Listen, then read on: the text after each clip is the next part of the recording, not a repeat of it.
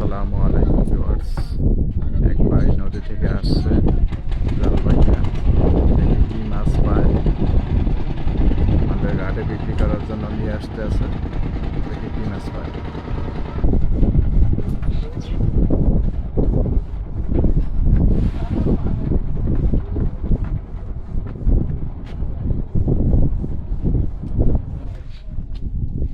মাশাআল্লাহ, ভালোই মাছ পাইছে,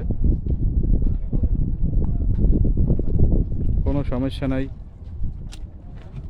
একটু করেন আমি কি তো আমি ভিডিও করতে আছে লাভ না না না না, লাভ হবেটাই তো ভালো ভাই আডে না লাভ হানে